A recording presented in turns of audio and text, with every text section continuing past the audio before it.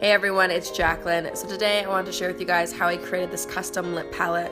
This is going to be really beneficial if you have a ton of lipsticks and you just want to organize, or if you're a makeup artist and want everything in one place. So what you're going to need are a ton of lipsticks. I went through my collection and decided which ones I was ready to depot.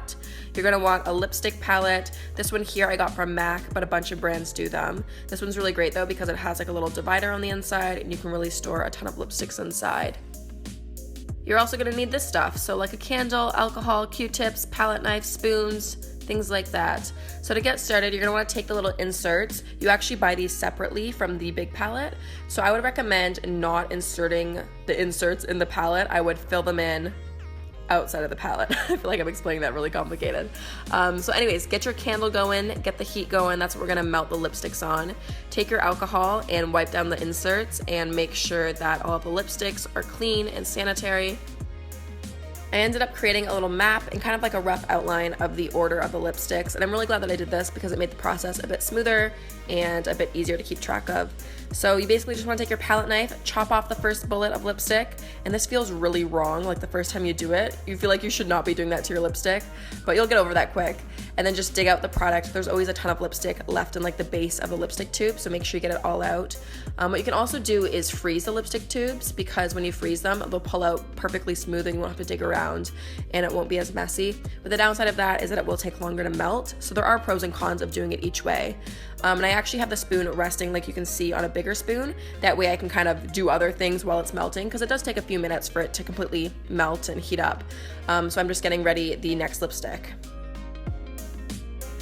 So I quickly realized that that small spoon of lipstick was gonna overflow, so I ended up just dumping it into the bigger spoon, and it ended up working out fine. I just let it melt in there. So this was like the moment of truth. I wasn't sure if the spoon was gonna dribble or pour clean. Luckily it did pour clean and it didn't make too much of a mess, but I quickly realized that I had way too much melted lipstick and not enough room in the little section. When I was at the store picking up the palette, the lady there told me that each little section would carry one full bullet of lipstick, which was totally a lie because it only ends up carrying about half of a tube or like 2/3 of a tube maybe, but it was fine. I ended up mixing some custom colors together and creating my own unique lip colors. But yeah, you're gonna wanna continue that process. Make sure you don't overfill them and try to get them as level as possible. Now, I'm sure as you guys can see, some of the lipsticks didn't settle completely even and some had a bit more texture. So I saw someone else recommend using a hairdryer to kind of smooth out the tops and kind of remelt them. I would not recommend this at all though, since all the lipsticks are different formulas, different finishes, some are different brands, they all have a different melting point. So some were kind of getting blown around from the air and getting super liquidy, whereas other ones weren't melting at all, so it just made way more of a mess. I'd recommend just cleaning it up with a Q-tip and some alcohol, or going in with your palette knife and just kind of smoothing out and patching the surface.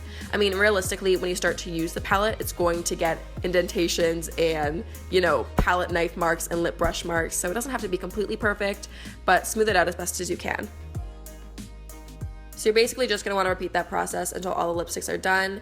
And oh, I had to include this clip because it was so satisfying. Ooh, so nice. Anyway, so just repeat the process. It definitely is pretty time consuming. I'm sure as you can tell from the lipstick smudges everywhere and the mess, I was getting more sloppy towards the end. Don't use like a Jo Malone candle or something super expensive. Use a cheaper candle because I ended up getting lipstick in mine. Anyways, once you're all done, pop your palettes in the freezer. That way they can set up and firm up quickly. And then when they're done, take them out, get some alcohol and a Q-tip, and just kind of clean up the edges and do any final tidying up. I don't know why I said that like that. Tidying up. Then once it's all clean, you can pop it back into the bigger palette. These little trays are awesome. Actually, they just kind of clip in and you're good to go. So pop them in there and you are set. So there is my lipstick graveyard of all the empty tubes. But wait, we're not done just yet. We're gonna take it a step further and pull out the label maker. We're gonna label all of the colors. That way I know what shade they are and what formula and all of that.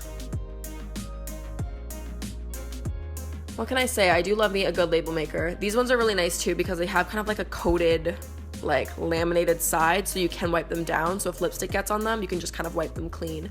So I'm just gonna pop all those names on the corresponding colors. I'm gonna do both sides of the plastic, and then there you go. Everything is nice and organized.